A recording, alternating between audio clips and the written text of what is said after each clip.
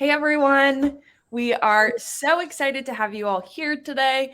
We're having a little bit of tech difficulties, so thank you for bearing with us. But we are so excited to see all of you, see a bunch of customers and some few other people that we're connected with. So it's good to see all of you here. We are going to get started with the session just in a minute here. But before we do, we're going to let people file in. And I think we should talk about the rise and the fall, maybe, of Threads. So if everyone sees their poll tab, you have 2 poll questions to open us up here. So how often do you use Threads for personal use? And how often do you or your team use Threads for brand purposes? Please, everyone, submit your votes. Would love to see your all's answers. For those of you who don't know, or if you don't have an account, Threads is an app made by Instagram that is a lot like Twitter. Jazz, any Threads thoughts? I am a social media person who only uses Twitter just for like news purposes, see what's trending. I'm not a tweeter. It's never been me. I feel like you either are a tweeter or you're not. I'm not. So Threads for me is just I don't have the capacity to include that in my personal social media scroll because it seems quite labor intensive. Plus, it Yeah. doesn't give you the same features as Twitter right now. So, what Yeah. is the purpose for me to go on there? Yeah. I agree. We were actually talking about this as a team yesterday, and Mike McGinnis, I don't know if he's in here, but if you're a customer, you may know Mike. He was talking about how daily active users has dropped 70% for Threads. And I think it was because everyone was super excited about it at first. Mike is here. Hello, Mike. Everyone was super excited about it at first. But then I think it didn't have, all of the need to have features that Twitter has. And maybe Instagram thought that they were nice to have features, but they meant a lot more than they realized. Yeah, So, I'm skeptical, but we'll see. We'll see how it goes. yep, Threads. Everyone keep a watch out and drop if you have any unpopular opinions or popular opinions about Threads. We would love to hear it in the chat. Well, we will go ahead and circle back to why we're here. And that is for a webinar. We're going to be talking about the LA Kings playoff content as well as their overall content strategy today. We're going to have a special guest later who we will intro in just a minute here. But before we do that, let's kick it off with some housekeeping. Cool. Um, they were the tech issues that you guys just saw there that we're trying to iron out. So we'll go into some housekeeping. So first of all, use the chat function. You should be able to see it on your screen. There is a reactions feature as well. So throughout the webinar, please react and use the chat function as much as possible. If you guys want to try it out, intro yourselves into the chat function, tell us who you are, the brand that you work for, where you're currently located, and feel free to share your LinkedIn as well so we can connect all of you guys. So if you've got questions, drop them in the questions tab. We'll answer them during the presentation if possible, or we do have a Q&A session with myself, Bailey and Alec at the end of the webinar. and replays. So all registrants will receive a recording of the webinar. So if you need to dip early, if you know someone who wasn't able to attend the webinar but they registered for it, as soon as it's finished, you will receive a recording of the webinar to watch at leisure.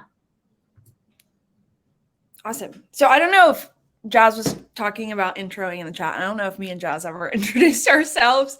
I am Bailey, and I am on the marketing team at Slate with my partner in crime, Jazz, based out of Atlanta. Jazz, I don't know if you want to add anything about yourself. Yeah, sure. I'm Jazz, social and content manager at Slate, and if you can't tell already, I'm based in the UK in a city called Birmingham. Love it. So we both are on the marketing team here at Slate.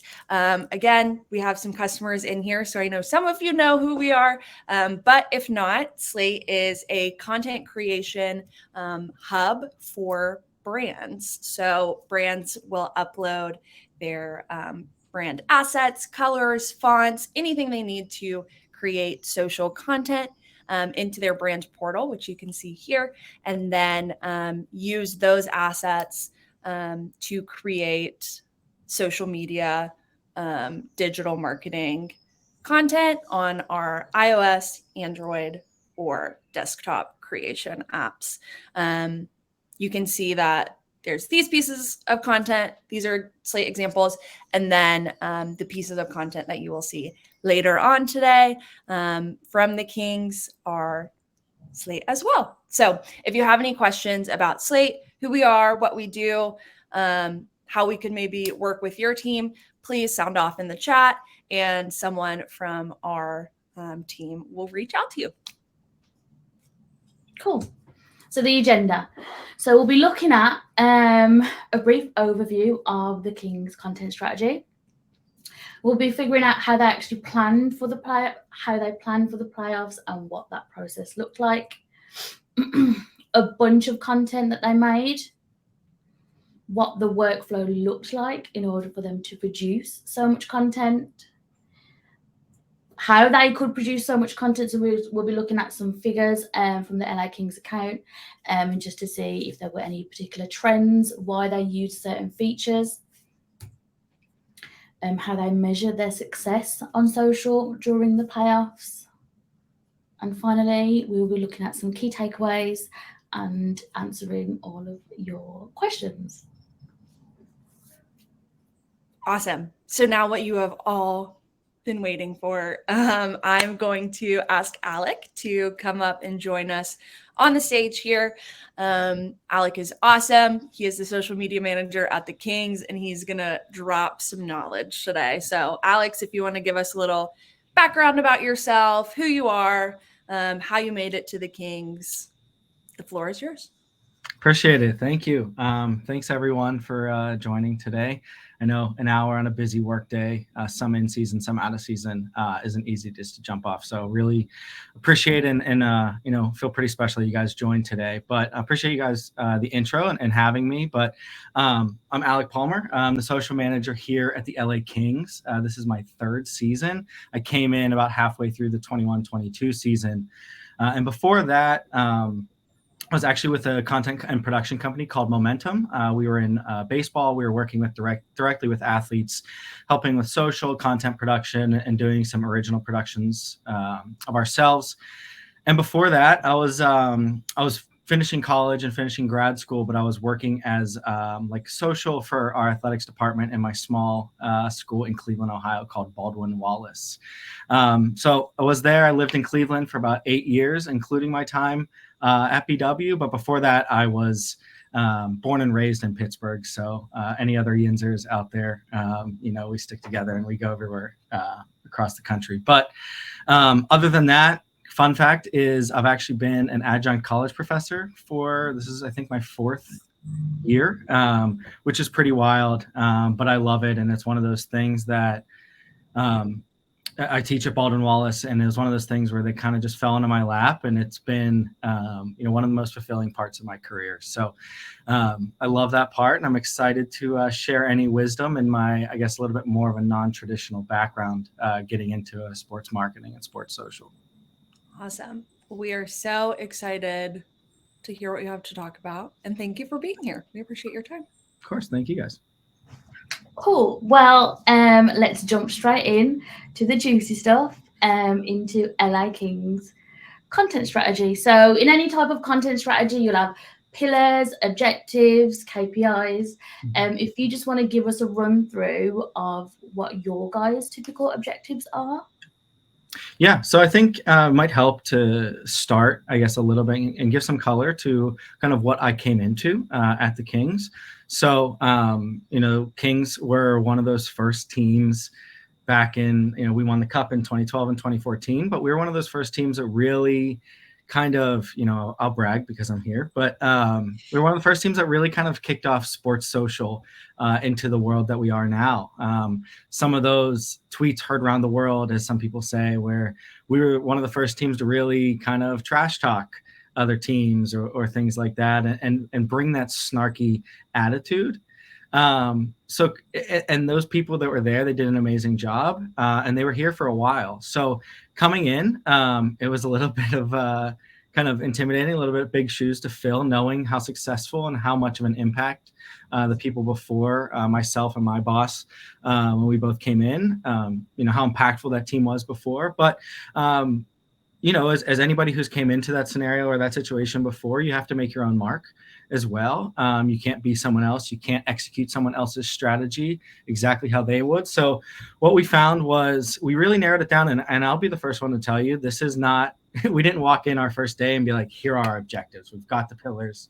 Let's go. It was a big learning process. I was on the agency side. My boss, Amanda Gray, she's our director of marketing and digital. She was with the Houston Astros before here. And, we brought our experiences and what we found and what we've worked with the team as we've rebuilt the team here and kind of filled all of our positions was starting off with being a fan. I think, and what we thought was oftentimes on the team side, there are teams that you may feel a little reluctant to relish in the highs and kind of support in the lows with your fans. I think a lot of people may feel like we have to be the constant positivity or the constant, North Star. But what we found was our fans, maybe it's just ours, but fans really want to feel like you're on that journey with them. When we lose, we get on the plane and fly to the next place, but those fans may be sitting in their house just staring like, how did we just lose to Vegas?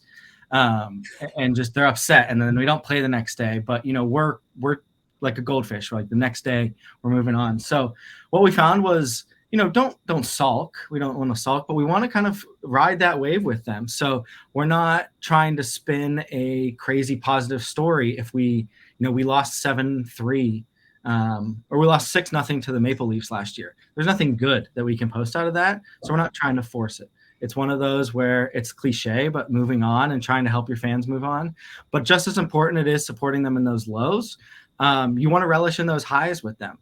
What we decided was it doesn't matter if it's a 3-2 win over a team we should have blown out of the water in December.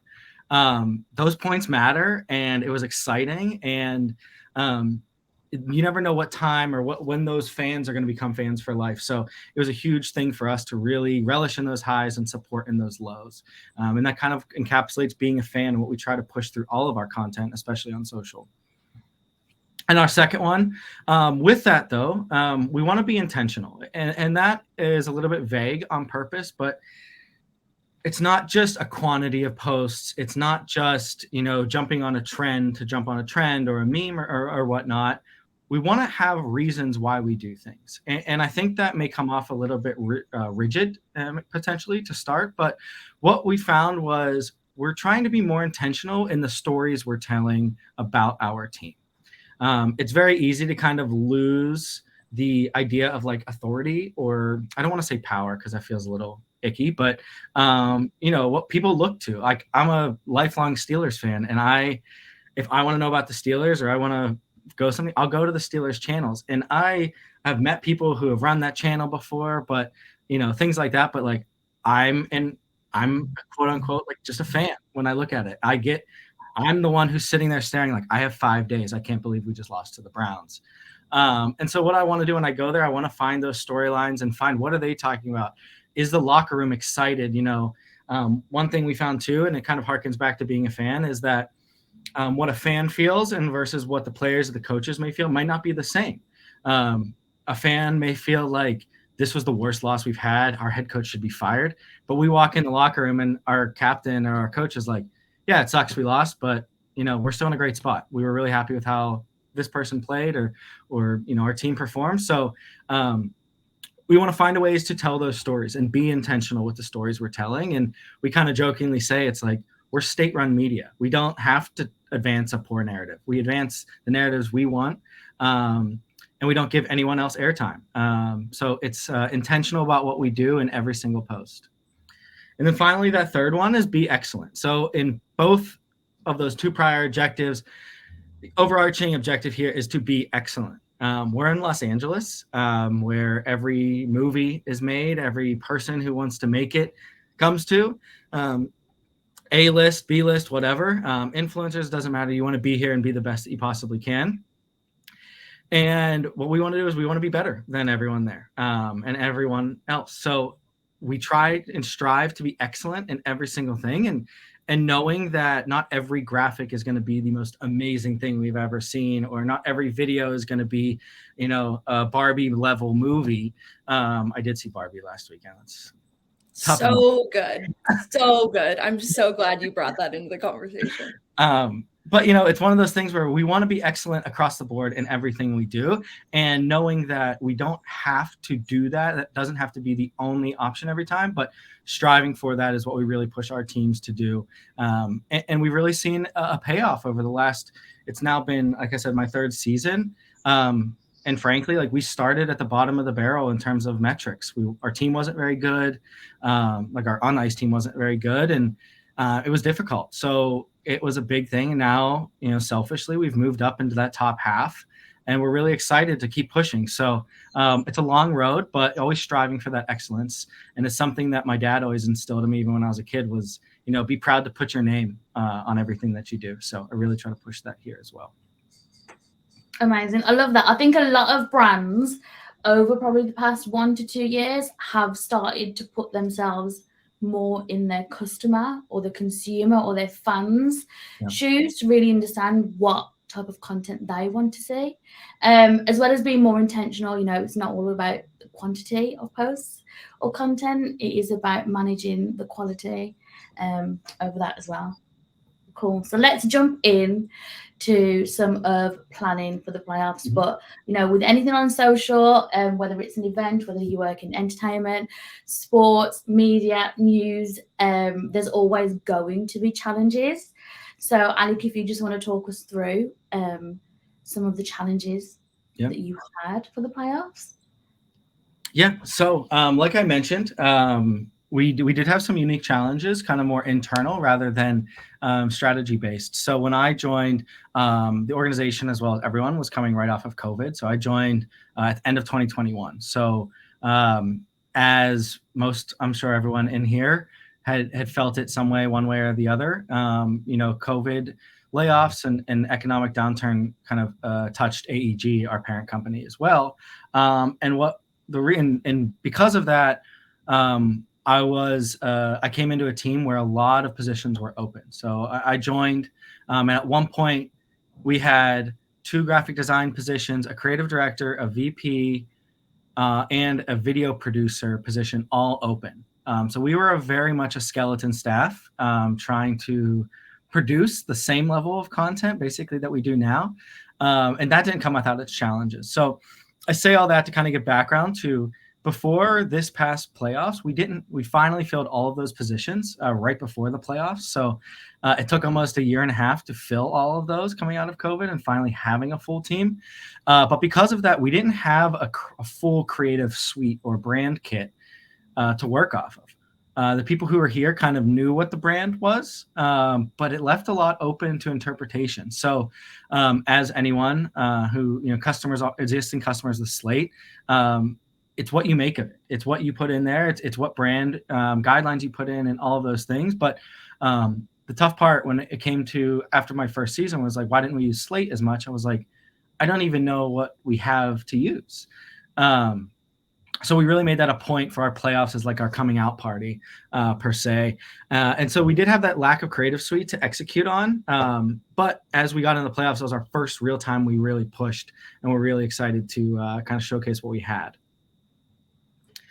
But also with that, there was a certain reluctance to leverage some other team members, and that's not just in social. So in social, it's myself and our coordinator, Emma. Her and I are the ones who are kind of in Slate day to day and using it the most.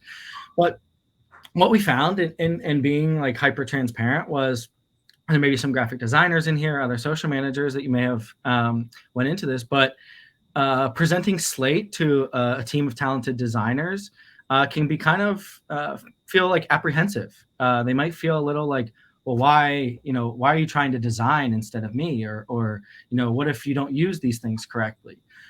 Which was very valid. And I very much understood that. But what we found was kind of showing them the platform and showing them how we can expand the brand that they built and they worked so hard on and made it so beautiful.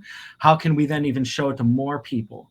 And once we kind of worked on that, the technical and the requirements and the specs, and reminding them there has to be 72 PPI, we'll never probably stop. But the 72 DPI gets everybody every time. Yeah. But it's one of those things where it wasn't a bad thing. I didn't feel like they were wrong or anyone was wrong, but it was a little bit of a challenge. But once we got them and showed them, they're really excited, and they start bringing ideas to us of like, oh, can we just do this in Slate? That'd be way better. That'd be way easier. It keeps things consistent. Whereas I feel I'm pretty good in Photoshop, but I might do something a little differently that makes it look just a little bit different and not exactly what they planned. So it's really a team effort and collaborating on that build. And then finally, as I mentioned, kind of we didn't have a creative suite, but also we didn't have much of a content strategy because we did have such a skeleton staff there. So that was a huge part of like, what do we want to do? And what we found too was we didn't just give a content strategy to give a content strategy, going back and harkening back to that being intentional. We really tried to test and learn. And I know that's like a cliche thing a lot of people say, but my thought process was like, we're not expected to be in the playoffs. No one has a high expectations. We're not trying to fulfill this like high end yet. Let's just try a bunch of things and see what works. And we did, and we started to narrow down what was working with our fans and what people were really responding to. And we started to build that content strategy as we went. And now we feel like we really do have a really strong strategy that's always going to be a work in progress. But we're really excited where it's going moving forward, and hope you guys are enjoying the outputs from it too. Cool. It's nice. I was just going to say, it's nice to hear that initially bringing Slate on in terms of and bringing the creative team on and the designers to understand, the benefits that Slate has for you guys, that eventually they were like, actually, you know what, this is actually a really cool tool for you. Yeah. And it actually, I personally think it empowers social teams more to create even more content. They've got more confidence that they know the content they're making is like design ready. So it's nice to see how that relationship works. And just one thing on that, I think it's important, a little bit of, I guess, advice that we saw worked really well was it took the load off of our design team to have to version different things. We make a million milestones or birthdays and stuff. It's like, why are designers switching logos or switching numbers or names on something and taking up, even though it might be only 10 minutes, but like that's 10 minutes they could be working on something bigger, better, building for the future. So it was a really big point of success we found talking with our designers. Love to see it. Love to hear it. So let's jump into the plan for the playoffs. So first off, you have to have structure. I think that a lot of people work in sports, were former athletes or grew up around the game, and not everyone, but a lot of that ends up you feeling like you had a lot of structure. And what was the structure was great for? It felt like you had a plan, you had something you could lean on, and when the going went tough, you could lean on that structure. So when we found was the structure, and I'll give the content, or I'll give the idea to credit to my boss Amanda. She actually brought this idea to us from her, and she said, "What about this idea of this 3-day content flow? Basically, how do we lead into a game? How do we capitalize on the game? And how do we look back at the game?" And what's important there is this idea of 3 days. Like, if you're in baseball, basketball, or hockey, like you don't have 3 days. You don't have a day on either end usually to do this, but it's more of a concept, and you can kind of tailor it to however it works best for you. But we look at it as we have a game really, really works in playoffs a lot better, but we even adapt it to the regular season. You have a game on a Wednesday. On Tuesday, we know we have a practice, we have media availability, we're going to have a theme that's the next night, and we have a fan fest. So we know we have to get that information out. We know we have to do that, but also what kind of narratives are we trying to string the next night? A big one this past 2 years were our special teams. So our power play wasn't any good and our penalty kill wasn't good. So what we found was, what ways can we start to change that narrative leading into a game, during a game, and after the game? So we'll use that power play example, right? Our power play wasn't very good. And the day before of that game, our head coach, Todd McClellan, actually touched on it and said, "We've been working really hard. We saw some success. We're implementing some changes." Right away, to me, and a side note, my coordinator or myself, we attend every single player and coach media availability, which some people might think, well, that's crazy. But this is where we kind of grasp this idea. We hear our coach say, "We're really working on it. We brought in some new ideas, and we're really excited to show it off coming up." So instantly in our head, we're like a little notification goes off basically and says, "Let's clip that. Let's push that."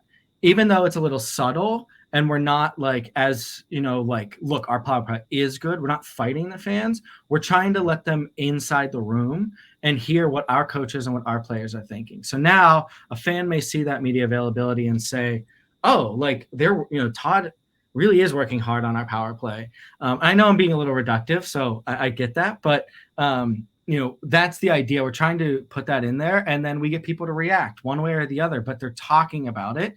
And we hope that starts to spin the narrative in the way that we want, and the narrative that we want to push. But then secondly, how do we capitalize on that game? So, every person in sports is going to know we've got sponsor obligations. We've got theme night obligations. We've got all of that.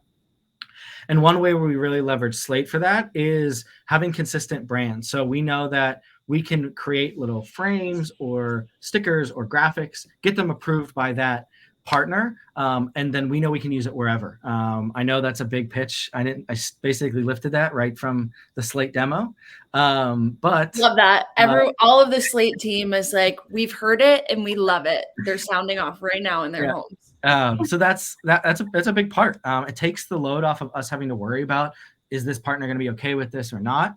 But how else do we capitalize? Going back to that power play example, now all of a sudden we score on the power play. Now we're able to push that. We grab that highlight. We might push it a little extra hard to really showcase, oh, people are like, they've been scoring on the power play. That's really good. And then looking at also in game, more live coverage. We use Slate for goal frames. We use Slate for warm-up covers, stickers. We have stickers as a big part of our brand and artifacts. So we know that's like stickers and Slate just are a perfect marriage. So we know that'll be big. Warm-ups, photos, cutting videos, adding captions, custom audio. We use like every feature. And I give a ton of credit to our coordinator, Emma. She always has we'll see those those layouts a little bit later. She's a genius when it comes to those, which I always get excited when I'm scrolling through and see them. And then finally, looking at that, how do we look back at a game? What narratives do we want to push then? We say, I'm just going to keep going with this power play example. We scored 2 power play goals, and now we can push that. We can showcase, we might make a quick graphic. We might put our media availability clip in there. And then kind of looking back, again, using all those Slate pieces is a huge, huge part. So 3-day content flow. I could go on for days, but I know that we have time here. Yeah, no, I was just going to say, with any type of content, when you work in social and you've got an event, you know that, okay, I need to make content, and it can be quite overwhelming and you don't know where to start. But breaking it down with something like this just makes it so much easier, and helps you create a structure. So, second one. So creative cohesion, like I mentioned, finally having that creative suite, looking at playoffs specifically, was huge. We were able to really leverage it. And I think our internal team and our external team really saw, our fans saw that we were really able to push our brand out into the world. A really big push for us was we have such iconic pieces, like, I know it's Crypto.com Arena, and I hope none of our partnerships people on here, but Staples Center historically has been this like incredible live sporting event center with so many amazing moments and banners and the environment in there.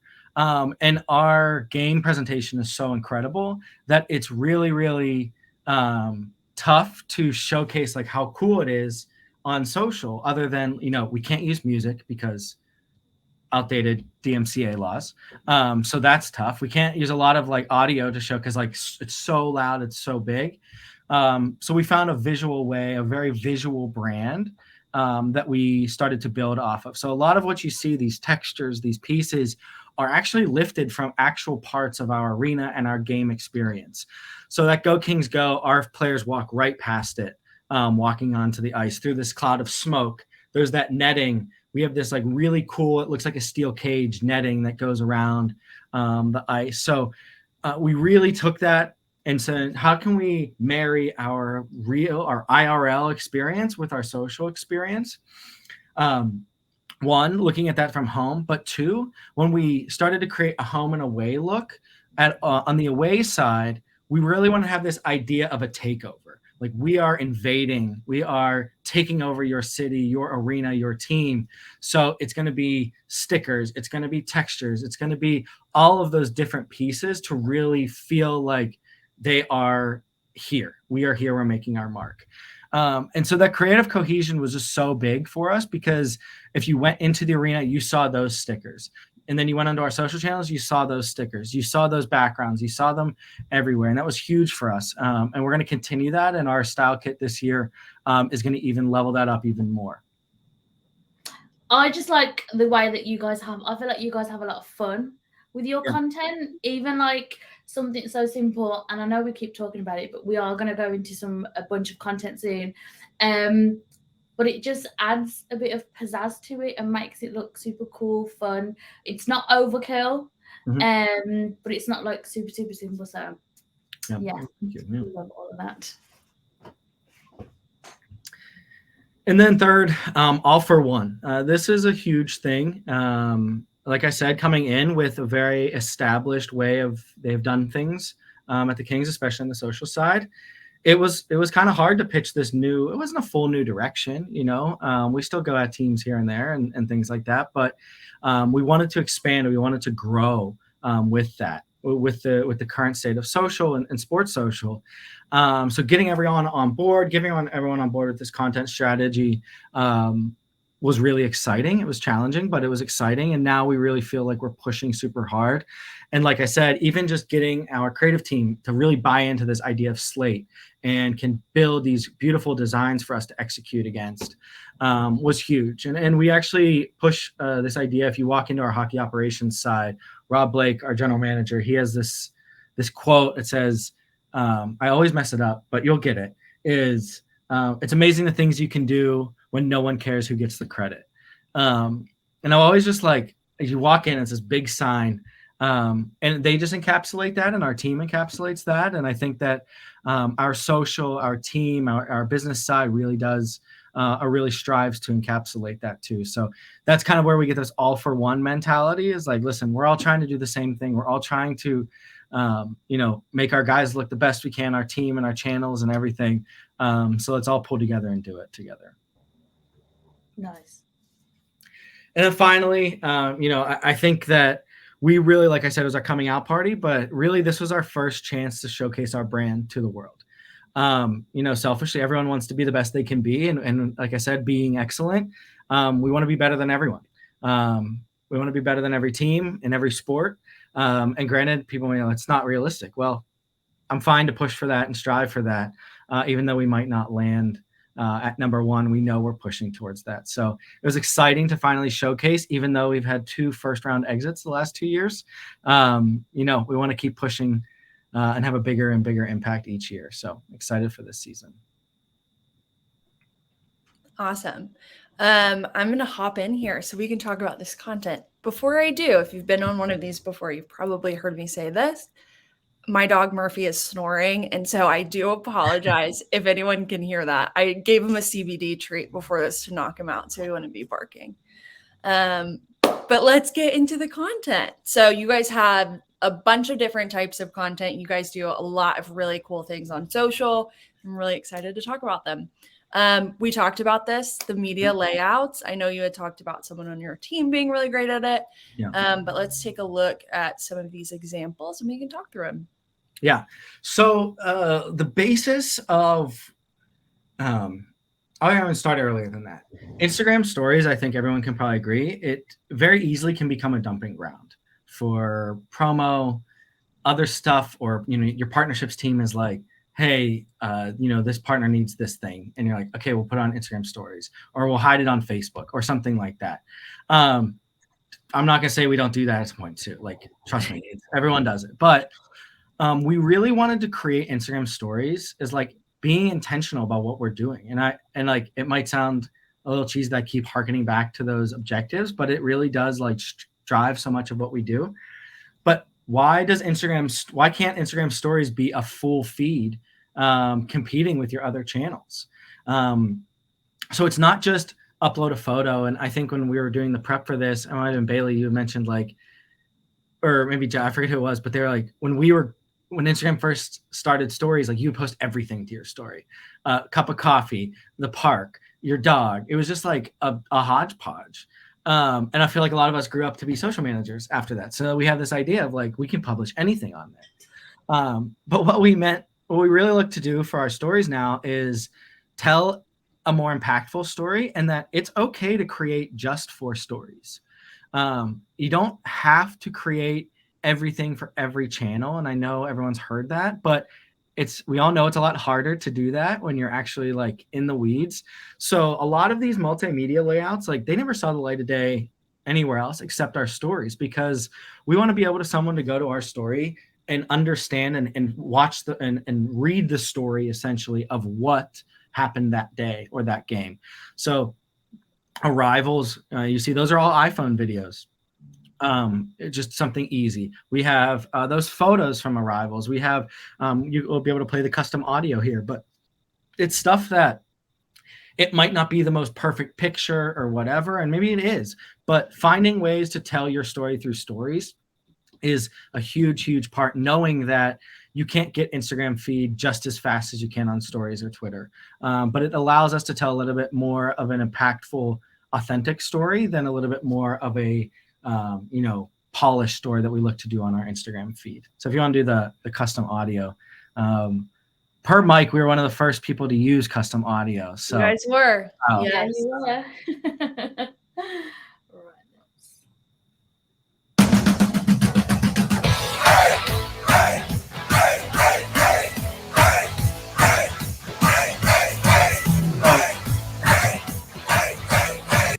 For those that don't know, that's our custom goal song. Any Kings fans, I'm sure you've heard that a bunch. But it was just 3 photos of a goal. Actually, we were in Vegas when we scored, so it was another one of those ideas of bringing our experience and taking over their arena by using that custom audio when we just scored against our biggest rivals. So it's it's those types of features we just try to use. Again, it's like that's not gonna like torpedo your social strategy to try something new.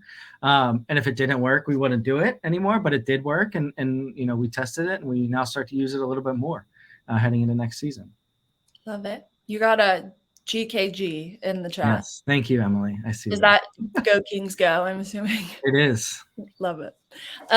So content accessibility, I'm sure everyone in here knows that is something that's increasing in importance. And with the rise of video content and TikTok and Reels, it's super important to have content that is accessible for a ton of different reasons. So you guys do a great job with making your content accessible, especially with captions and like press conference quotes and things like that, which I know you talked about. But yeah, if you want to on any of these. So the captions, that's something that, again, we kind of take the load off of our production team a little bit for any of these quick turn pieces. Specifically on our media availability is where we use it the most. And to take just a quick sidebar on media availability is our thought process is very traditional sports way of doing it is publishing your full media availability just straight onto whatever platform, and if someone wants to watch 10 minutes, they can watch 10 minutes. But we kind of changed that idea. There's a lot of nothing burgers that coaches and players say, and it's very all the time. cliche, and it means nothing. So we started pulling clips, less than 30 seconds ish, and posting them on our, like I said, on our stories, on our Twitter or Facebook or whatever. And it's been really successful. It helps us push those narratives that we want, and showcases, you know, if there's something going on that we want to kind of combat against, this is an easy way to do it a little bit gently or a little bit gentler. But especially media availability, you know, it's all talking based.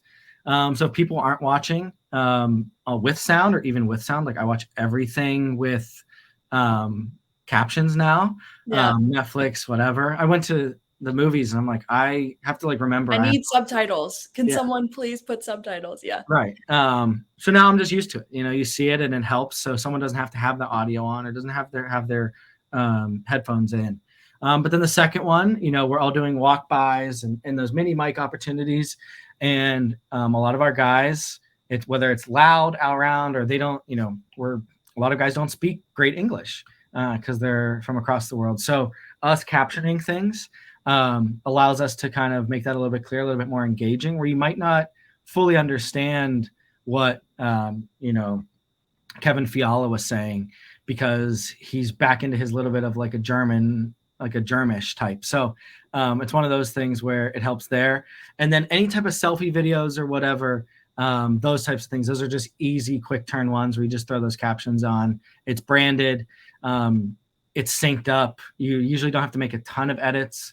I usually just fix up the grammar and maybe make them captions look a little bit more exciting. Than hockey players aren't the most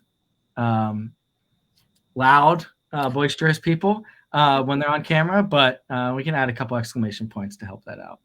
Awesome.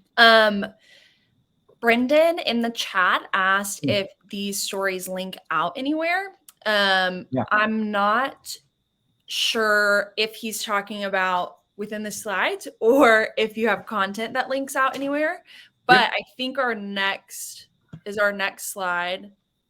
Yes. So this may be what you're asking, Brendan, is traffic driving content. How are the Kings pushing engagement to external sources? Definitely. So we do have a lot of stuff that links out.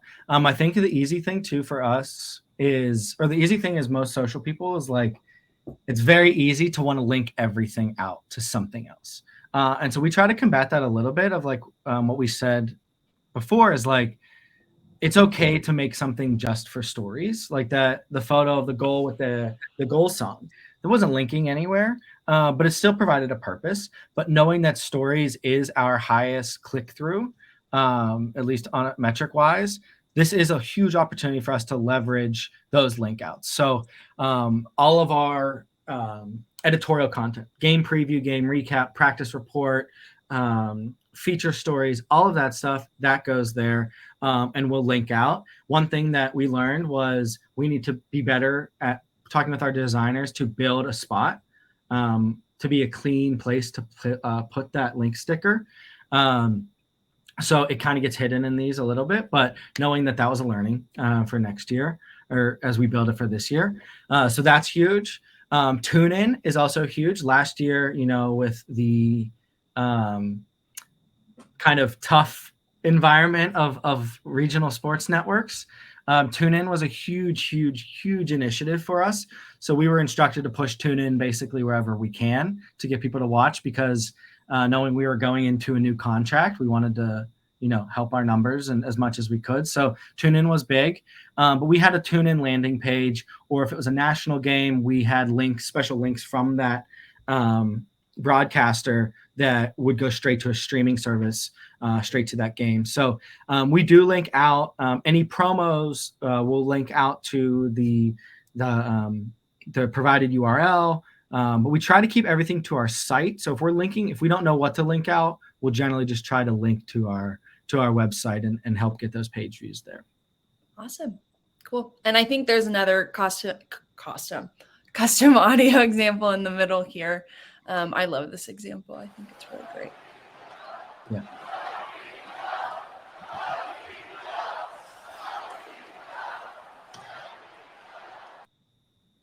I personally love that because I feel like you get to feel the atmosphere. Like Yeah. it amps you up a bit, even if you're at home, if you're not able to watch the game, it gets you excited, and that's what creating content like this is all about. Yeah. Shout out to our production team, has all this logged stuff of different chants and things that we have from our arena. So if you haven't asked your production team for it, I would recommend, and if they haven't, you guys should record some of those this year. It helps out some sound design throughout the year. Love it. Cool. So obviously we topped off the beginning of this webinar by talking about being a fan. And we know you guys do a lot of content that is covering fan events or engaging with fans. So we're going to take a look at some of that.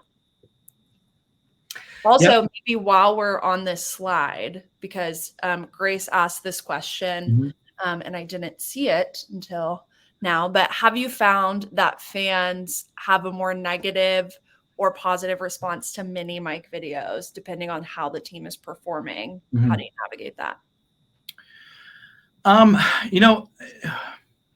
Ours is way more based on our team and our locker room and our hockey operations than our fans feeling positive or negative. We're big on this idea of feel. If we're losing and we're in a rut, don't do a mini mic. Probably not going to get the best answers, even if they say okay. But less of our fans are very dedicated and very diehard. We kind of, Los Angeles is one of the biggest market, if not the biggest market, but hockey is a small market inside this giant market. So our fans are very dedicated, are very proud to be Kings fans. So what we found is, at least for ours, is we don't see a crazy different reaction. If it's good content, it'll fight through no matter what. And a lot of our mini mics might not be the same day. We might have filmed them before. We might have filmed them at a different practice or something. So at least fan wise, we don't see a ton of overwhelming, but usually is we're really reliant on, we're on a 4-game skid right now, and we just and Adrian Kemp, we're gonna go ask the room if they put bananas on their tacos. Like, we'll probably wait till we get a win or two and get them a little bit back. So it's less, I guess, fans and more internally based. But I guess that being said, it can be a little bit of like, oh, well, our fans are going to think we don't care type. So there's a little bit of that, but it's not, at least we haven't seen a crazy overwhelming one way or the other. Cool. Anything you want to say before? I know we're running short on time. So anything you want to say about any of these pieces of content before we hop on? No, other than that, we really just try to capitalize on showcasing our fans and how intense they are and how dedicated. So it's just an opportunity. Kind of, we joke is like, we can kind of trick people into thinking we have so many more fans than we might have. And bringing that atmosphere is showcasing them, those high energy moments and stuff across the country is always a huge part. So even when we're away, if I'm on the road or whatever, I'll be running around. I grab a couple photos of Kings fans, and kind of that idea of taking over wherever we are kind of becomes a little bit more pervasive. Love it. So, hold on. No worries. There we go. Perfect. And then we're going to round it out with owning your brand. So whenever we were prepping, we talked about how you guys really focus on drawing everything that is the Kings and embracing it visually. So I'll let you talk about it. So like I mentioned, one of those things of building a visual brand was huge for us. I think we took a lot of inspiration, and I don't know if they're on this call or not, but a lot of college football programs do a really, really great job at this. You know, I have friends over at Clemson football or Texas Tech, and you look at a photo or University of South Carolina too, like you look at a photo or a video, you take all those brand elements away, you're like, that's a Clemson football video. That's a South Carolina photo or whatever that may be.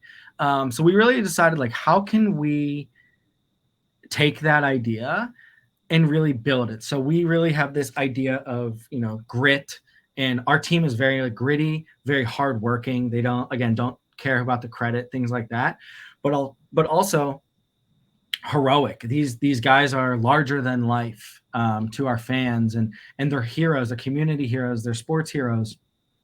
So how do we show that? By using select imagery, using the correct emojis. Some things we've built of, like, these are the right emojis to use with Anze Kopitar, or these are the right emojis to use with Kevin Fiala, because it's really, really important for us to build that brand. So it's not just visual in the sense of a good preset, good graphics or whatever.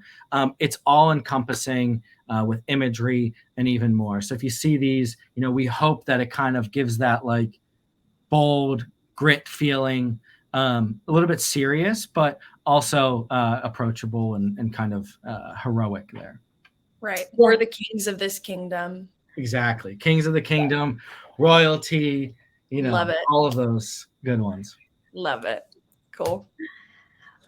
So then what does the workflow look like? And this is something which a lot of customers that we have ask us in general whenever we've had webinars before. So our previous one was with the Chicago White Sox. I think everyone is always curious as to see what other teams' workflow is like to get their content out. So do you want to just talk us through what yours is?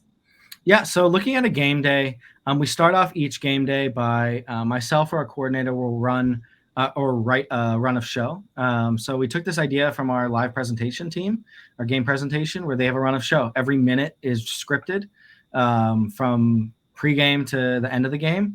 So we thought, why don't we do the same thing? It helps us keep us on track, gives a little bit of a checklist. So that helps us remember, hey, we have 5 sponsor obligations at these different parts of the game at these locations. This is for home games, obviously.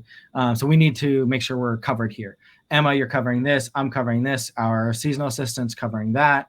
It helps us there. It helps us with any themes or any milestones that may be achieved. So if someone's about to hit 200 points or 500 games or whatever, you know, it keeps us kind of on top of it. So after we figure out all of that, if there's themes, if there's sponsors, we want to make sure those brand assets are uploaded.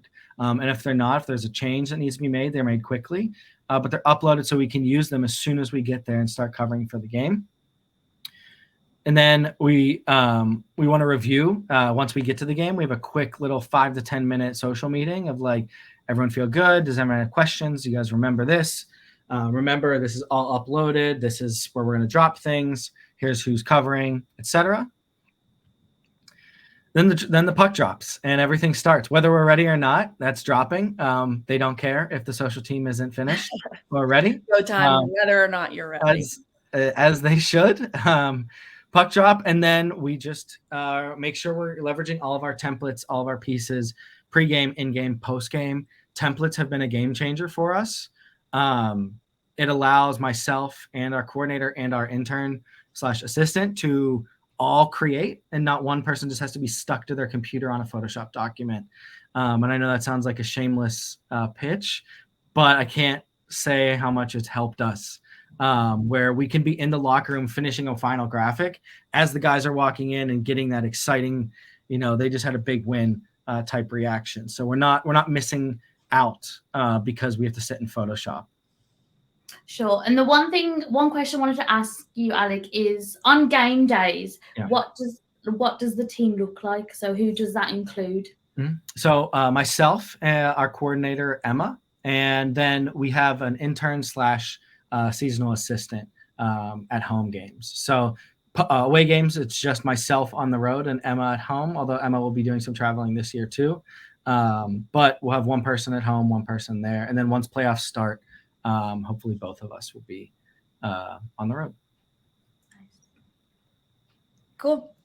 So we know that you guys produced a lot of content for the playoffs. We're going to take a look at these numbers before we look at overall exports.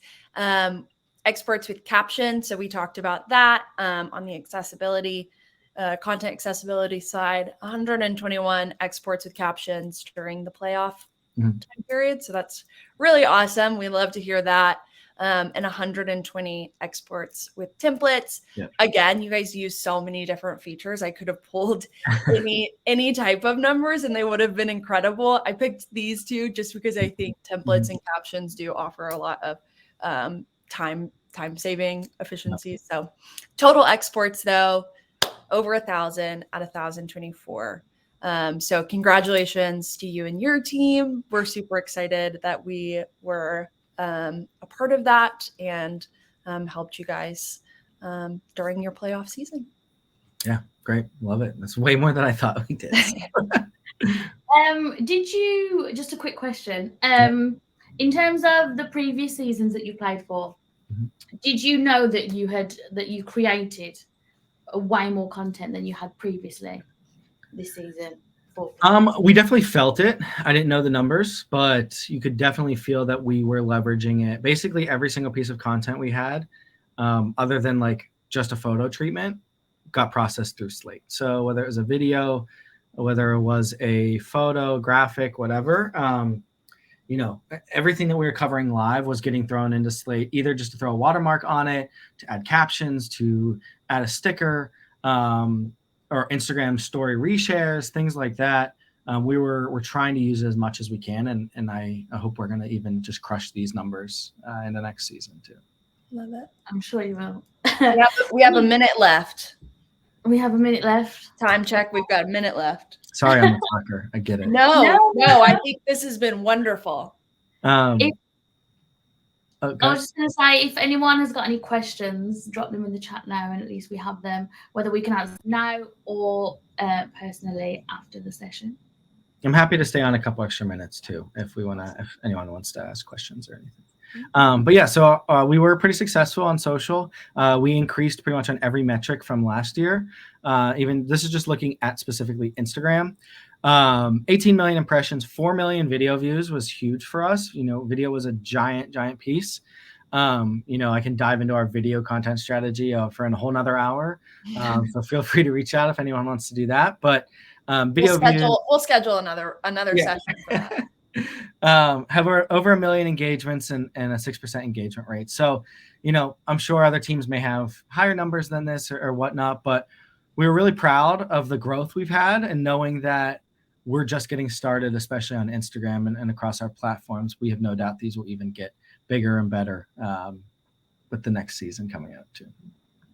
I'm sure they will. And that will lead us into our key takeaways. So I think the first key takeaway that Alec has been able to share with us is, to push your creative boundaries. Yeah. We had a look at a bunch of their content. We had a look at how they used different types of features in Slate, whether it was a sticker, a filter, a logo watermark.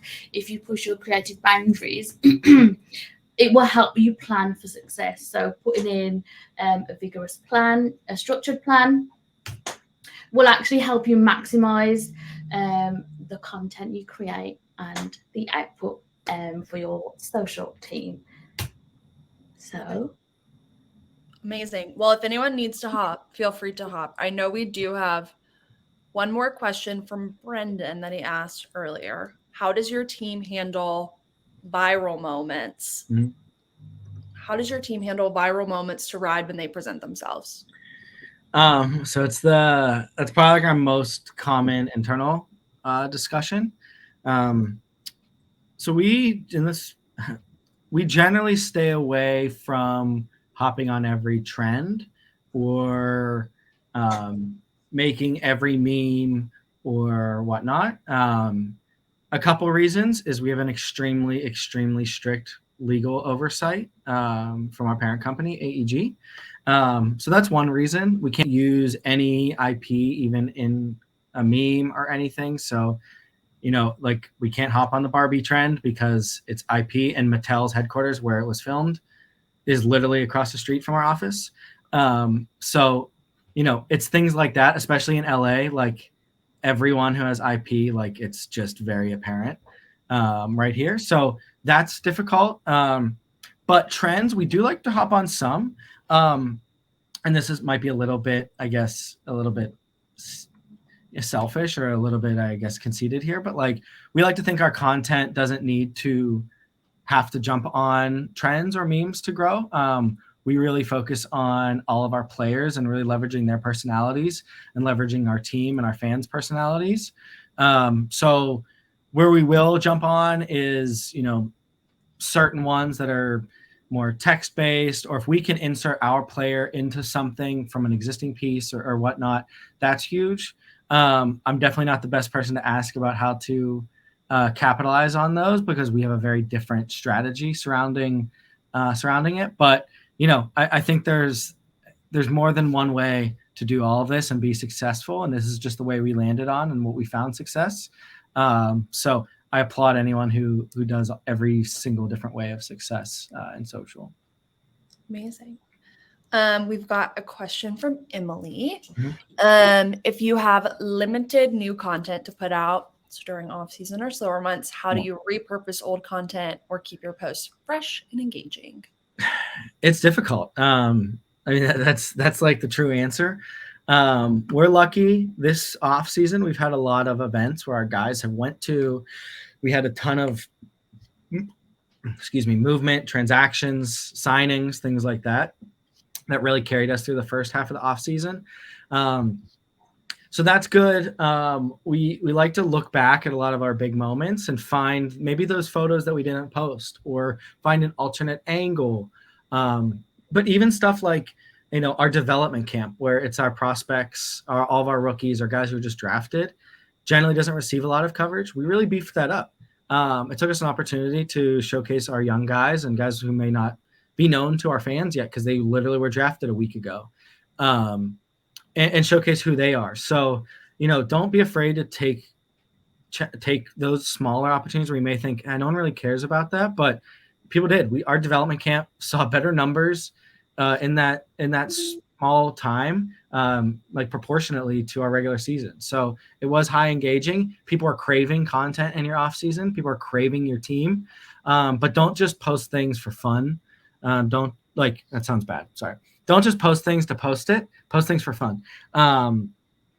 Even like Hollywood Nights is our goal song. So we just posted a screenshot of us having it like 50 of them in the Spotify queue, and something like that. Like people really loved it because they just jumped on it. And they're like, I love Holly. They're like, I can't wait for hockey. So It's interesting. It's we try to repurpose as much as we can, but also try to keep things new. Try to keep things fresh. Throughout the off season specifically. Awesome. And then last one, I believe, unless we just have more. Yeah. If I can clarify, this is from Brendan. When something happens, so the viral moments he was talking about was more like moments within the game. Yeah. That blow up. So the Bunch of Jerks is just the perfect example. I don't know how many people will ever be able to compete with that, but one thing we did was Thousand Oaks native Trevor Moore. So he's one of our players. He's from Thousand Oaks, which is in the greater Los Angeles area. And one day we just tweeted it out, like he's from Thousand Oaks or Thousand Oaks native Trevor Moore, and it took off. And that's what everyone calls him now. We made a t-shirt. And you can't plan those things. Like the stuff we thought was going to catch on never does. But then one time we put like Phil Deneau, we called him Philly D. No one's ever called him that. But we just did because it was like a random January game and he scored and we were running out of things to say. Right. And people started saying it. So it's like, we just take a little bit of risk, like those safer kind of risks of like, who cares? Like, it's not that serious is what I kind of always is like, at the end of the day, we're not saving lives. We're not on the operating table with anyone. So like we mess up a tweet, we do something wrong, it's fine. But one thing is, look, I guess we have two good examples of not that the Thousand Oaks native is a great example of a little bit more at that level. But during our rookie tournament and during training camp, one of our top prospect beat Vegas in a shootout, and he skated off the ice. So if you don't know, in the inside of boards, there's a little trigger that opens the door, so guys can get out and they can get out. So he scored, skated past the net, right to the board, hit the trigger, and walked off the ice. Oh, like mic drop. It was incredible, electric. And so we had the broadcast piece. Then we shoot every game on 2 red Komodos. So then we had our red footage flipped within like 10 minutes of him doing that. And, every hockey account picked it up, Sports Center, all of that. They're like, this is incredible. So we didn't do much because we kind of got in a little bit of trouble from our hockey ops. But it was, it's one of those things where we just jumped on it and hoped for the best. And yeah, we got our wrist slapped a little bit, but it wasn't bad. So Awesome. hope that helps, Brendan. I'm sorry if that doesn't, it wasn't exactly what you're looking at. Cool. Well, I think that is all the questions we have. Thank you so much. This has been incredible. So much great insight. And it's been wonderful getting to get a peek behind the scenes at the LA Kings, within the LA Kings social team. I appreciate you. I was just going to say, if anyone's got any more questions, Brendan, I feel like you might have a few. Alec will be more than welcome to answer them. You can either reach out to anyone from the Slate team or Alec himself. Awesome. Just dropping my LinkedIn there. A little self promo where I can. Love it. Cool. Well, I'm going to go ahead and end this event, but everyone, you will get a replay if you want to go back and rewatch. Thank you guys so much for coming, and we will see you at our next one. Thanks, everyone. I appreciate it. Bye. Bye.